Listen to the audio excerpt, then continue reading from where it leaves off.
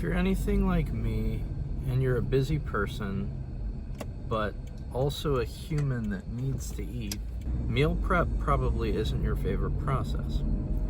So I'm going to turn to AI to plan out a week's worth of dinners. Now, I'm going to have some parameters set. These are going to have to be healthy dinners.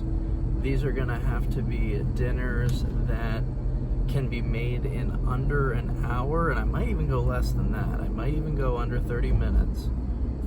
These are dinners that need to have nutritional value, and these are dinners that need to be able to be made cheaply, but with fresh ingredients. So I'm thinking the budget for the 7 meals shouldn't be any more than 70 or 80 bucks.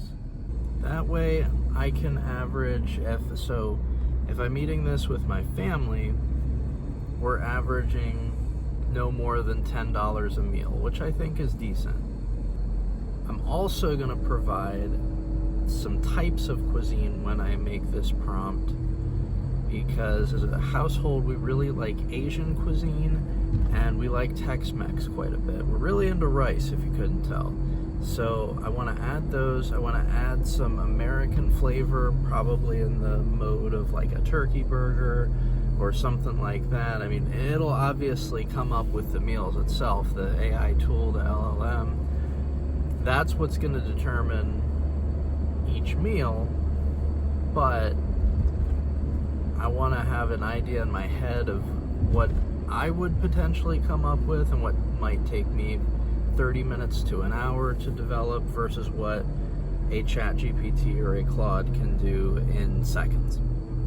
And that's really the whole point of this, is to see if it is a viable tool that can save me time throughout the week. Because if it can, then, time is your most valuable resource. I'm a big believer in that.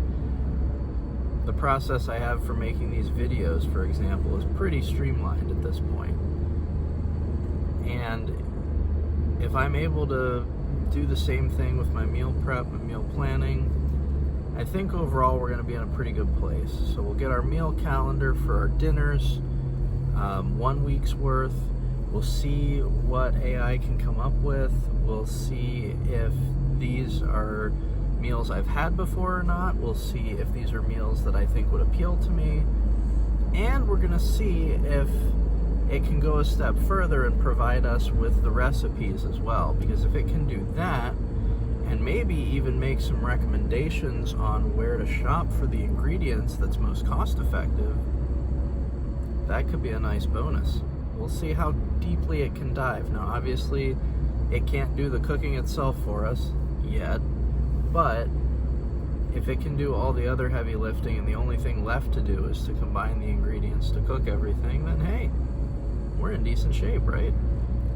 So yeah, we will check out how this goes. All right, so let me qualify this by saying that I absolutely am not someone who enjoys meal planning or grocery shopping. So the less of that we have to do, the better, which is one of the reasons I want to do this prompt, because I know I'm not the only one out there who avoids these things like the plague. Okay, so here is the prompt we're working with to get some dinner ideas and get recipes going, get ingredients going, so that we can streamline some healthy meals that are going to be cost effective and that are going to fill up a family. All right, in this case, family of 4. You are an expert chef who specializes in making healthy, family-friendly meals on a tight budget. Very important. Provide me with a week's worth of dinner options, including recipes for each, and aim for spending between $50 and $100 total on every ingredient for all 7 dinner recipes.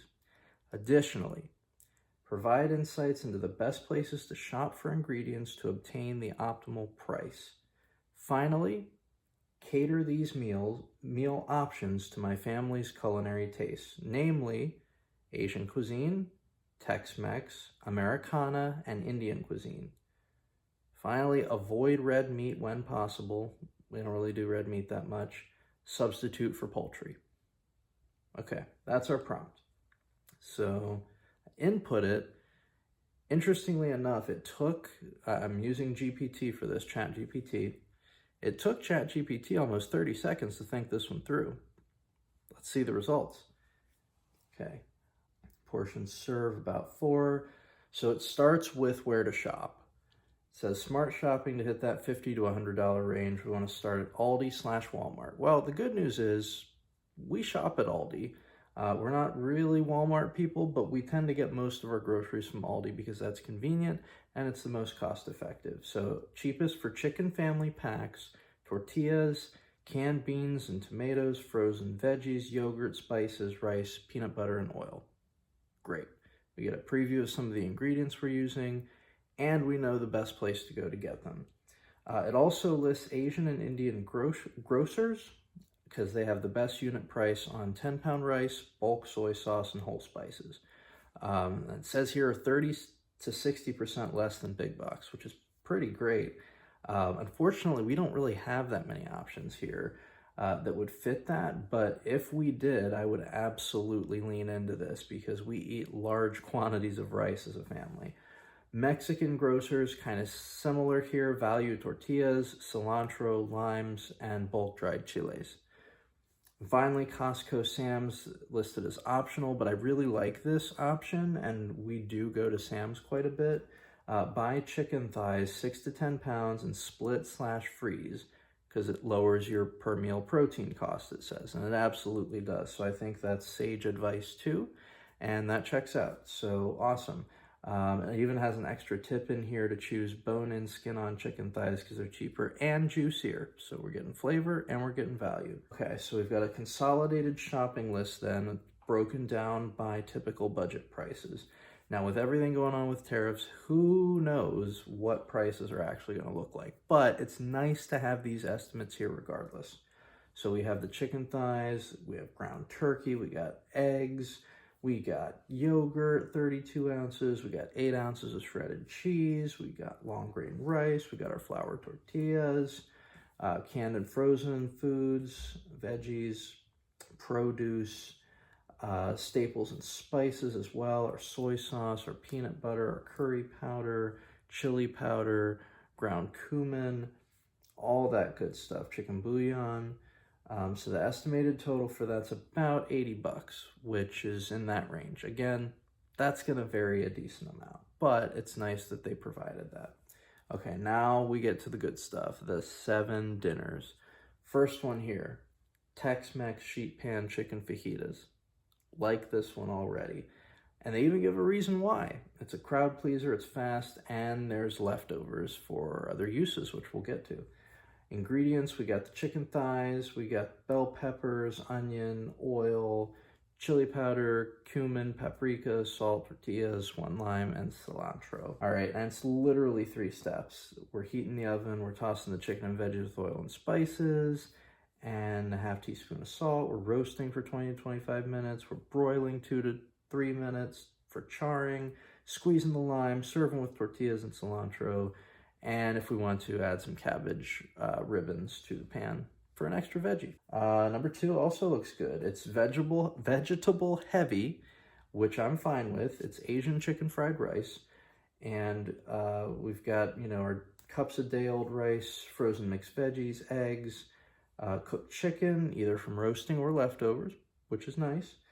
We've got soy sauce, cloves of garlic, and oil. And then literally we're scrambling the eggs, we're stir-frying the garlic, adding the veggies and the rice, adding the soy sauce, folding in the chicken and eggs, and heating. And we can boost it with a lime wedge if we want, some cilantro, some chili flakes. I'm a big fan of the chili flakes myself when it comes to Asian meals and to fried rices. So that's probably what I would do, but hey, we're 2 for 2. We're cooking. All right, number 3, we're about to be 3 for 3 because this one looks really good. Indian 1-pot creamy chicken curry, and it's yogurt based.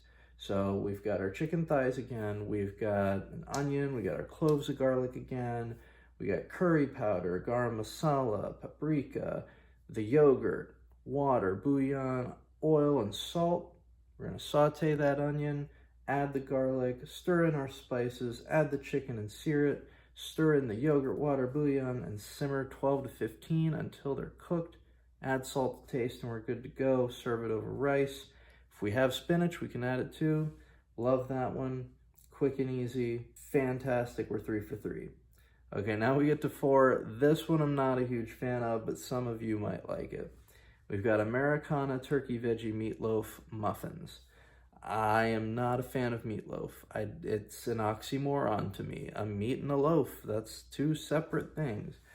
But for those into it, we got 1¼ pounds ground turkey.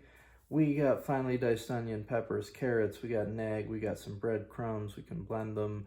We got garlic powder, chili powder, salt, and tomato sauce. We heat our oven to 400 degrees Fahrenheit, and we mix all but the 1/4 cup of sauce. We divide into 12 greased muffin cups, top with a little sauce, bake 18 to 22, and get that 165 degree Fahrenheit internal temp. Serve it with roasted carrots or cabbage steaks. Not for me, but hey, we're 3 for 4. That's fine. All right, 5th meal here, Asian peanut sesame noodles with shredded chicken and cabbage slaw. This one sounds like a winner. 12-ounce noodles or spaghetti. We got 1½ cups cooked shredded chicken, 3 cups thin shredded cabbage and carrot, and cilantro. For the sauce, we got a 1/4 cup peanut butter, 3 tablespoons soy sauce, 2 to 3 tablespoons hot water, 1 teaspoon of sugar, which is optional, and a teaspoon of some lime juice. We got, again, most of these are 3 steps. Cook noodles, reserve a 1/4 cup of starchy water, whisk the sauce, thin with hot water and splash of noodle water to coat, toss the noodles and chicken and sauce, top with crunchy cabbage, carrot, and cilantro. And if you want to make it warm, wilt that cabbage in the hot pot, you're good to go. I like this one. We do have a nut allergy in our house, so probably have to find an alternative there, but 4 for 5. All right, we got 2 left here. Indian chickpea and tomato curry chana and quick raita. I think maybe I pronounced that right. I don't know. This one does look good too, though. So for the curry, we got an onion, garlic, diced tomatoes, chickpeas that are drained, 2 teaspoons of curry powder, ½ teaspoon of cumin, 1 teaspoon of oil, and a ½ to 1 cup water and some salt. For the raita, we have a cup yogurt, pinch salt, grated carrot, or diced cucumber if that's on hand. I would want to add that.